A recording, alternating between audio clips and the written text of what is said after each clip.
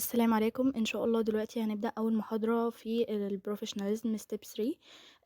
أول موضوع معانا هو introduction to reflection. إيه الreflection ده؟ reflection يعني انعكاس، انعكاس صورة على مراية، انعكاس خيال على مَيّة. طيب هل هنا هو معناه انعكاس؟ هو معناه انعكاس بس مش بمعنى الانعكاس اللي إحنا عارفينه، هو هنا معناه انعكاس أفكارك أو التجارب بتاعتك اللي أنت مرّيت بيها قبل كده، إزاي ممكن تأثّر عليك دلوقتي.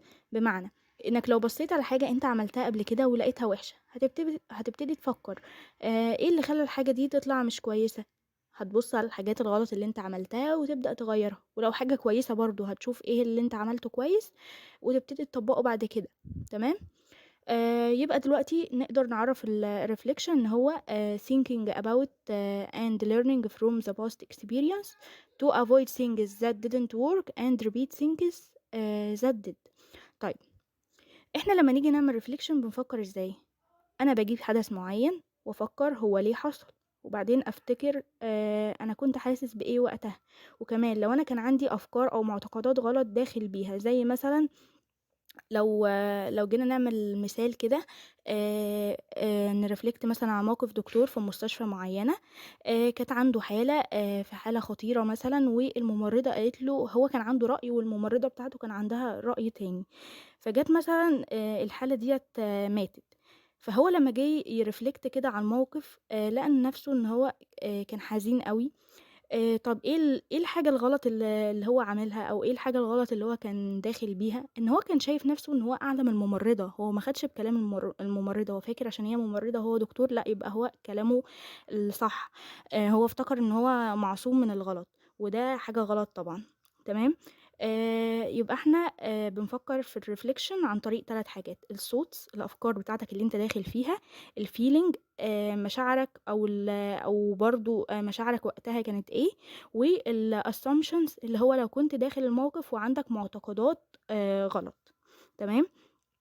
في الreflection بقى أنا بارeflect على مين؟ أنا بارeflect على نَفْسي، أنا myself لو في موقف حصل معايا أنا شخصيًا، باشوف إيه الغلط وإيه الصح. يا إمّا برضه بارeflect على الothers، يعني موقف حصل قدّامي مش شرط يكون حصل معايا، بارeflect عليه وباتعلّم منّه، باشوف إيه اللي غلطوا فيه عشان ما اغلطش فيه واشوف إيه الصح اللي عملوه عشان أبقى أعمله. طيب هل دايمًا الreflection بيكون على الحاجات الغلط بس؟ لأ، إحنا قُلنا إن هو بيكون على الحاجات الgood اللي اتعملت كويس علشان أعرف أكررها تاني، وعلى الحاجات الbad علشان أعرف إيه الغلط اللي اتعمل وما أكرروش. النقطة اللي بعد كده بقى بيقول لك هل إحنا نقدر نعمل reflection على every moment على كل حاجة سواء كانت في حياتنا الشخصية أو العملية؟ الحقيقة لأ، الحقيقة إن ده لو اتعمل ده مش هيبقى اسمه reflection ده هيبقى overthinking. طيب أُمّال إحنا بنعمل reflect على إيه؟ إحنا بنreflect على حاجة اسمها critical incidents. يعني إيه critical incidents ده؟ ده موقف إحنا عدّينا بيه، بس الموقف ده بيخلّينا نُقف ونفكّر مع نفسنا، حاجة فعلًا إحنا لو فكّرنا فيها هنطلع باستفادة، مش أي موقف والسلام، لأ الموقف يكون significant ليه فايدة، حاجة بتخلّيك تتساءل عن your beliefs وvalues وattitudes وكمان الbehavior بتاعك. يعني لو حصل بينك وبين أصحابك موقف وأنت مثلًا سِبت لهم المكان ومشيت، فأنت بقى تقعد تقول هل أنا كنت صح لمّا عملت كده والّا أنا أصلًا اللي كنت داخل متضايق فما قدرتش أسمع كلامهم، العيب كان فيّا مثلًا، كده يعني. طيب إيه هي الطريقة اللي أنا باعمل بيها reflection؟ عندنا طريقتين. أول طريقة هي الGIPS model أو الGIPS cycle. تاني طريقة هي الDriscoll model. هناخد أول حاجة الGIPS cycle بتمشي إزاي. أول حاجة بنبتدي الcycle بالdescription، بابدأ أوصف الحدث اللي أنا مريت بيه، بيكون ملخص جدًا، لازم ناخد بالنا إننا مش بنحط أسماء علشان نkeep الconfidentiality، يعني نحافظ على خصوصية الأشخاص، زي ما قُلنا هو بيكون very short، بيكون ملخص جدًا، يعني مش بتحكي اللي هو مش بتحكي كل حاجة، لأ أنت بتحكي الموقف كده باختصار. تاني step هي الfeeling، تقول مثلًا أنا كنت حاسس بإيه وقتها، أنا كنت مثلًا داخل آخد history من الpatient وأنا كنت خايف وأنا كنت قلقان وأنا كنت فرحان. طيب ليه مثلًا كنت حاسس بكده؟ أنا كنت داخل مثلًا خايف لإن أنا كنت قبل كده اتعرضت لموقف وكان الpatient مثلًا زعق لي أو الدكتور زعق لي، تمام؟ تالت step هي الevaluation، باقيّم، باقول إيه الحاجات الكويسة اللي حصلت وإيه الحاجات اللي محتاجة تتحسن، تمام؟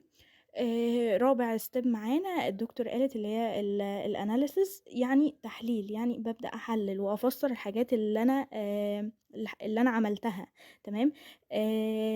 باشوف إيه اللي عملتها كويس وإيه الحاجات اللي اتعملت مش كويس، باعمل لها evaluation، تمام كده. يعني مثلًا تقول أنا أخدت history كويس من الpatient عشان أنا كنت مذاكر كويس. أنا مثلًا الpatient ما رضاش يخلّيني آخُد منّه history لإن أنا ما كانش عندي communication skills كويسة، تمام. الstep اللي بعد الanalysis هي الconclusion، اللي هو الoutcome بتاع الexperience، يعني اللي هو أنا كنت قلقان فما عرفتش آخُد history كويس. طَب إيه اللي ممكن أعمله مثلًا مختلف بعد كده؟ علشان يعني مثلًا أعرف آخُد history، اللي هو إيه، يعني بتحاول تعدِّل سلوكك بعد كده، تمام. آخر step هي الaction، اللي هو القرار اللي هاخده أصلًا، يعني القرار هيكون مترتِّب على اللي حصل. يعني مثلًا المرّة الجاية أنا هاذاكر كويس عشان أعرف آخُد history، لإن أنا المرّة دي ما عرفتش آخُد history كويس لإني ما كنتش مذاكر، فأنت بترتّب قرارك ده بناءً على الأحداث اللي حصلت.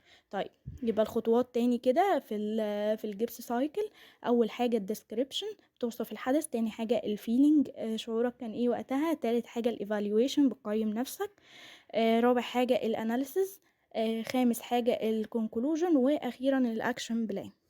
الطريقة التانية بقى اللي هي بتاعة الDRISC model، هي التانية، بس هنا بدل ما بنعمل cycle بنسأل 3 أسئلة.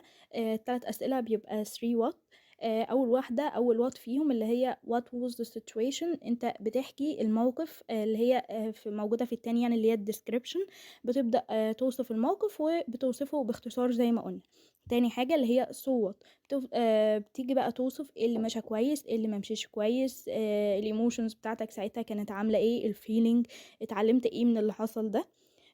تالت what اللي هي now what، يعني هنا بندخل في جزء الanalysis.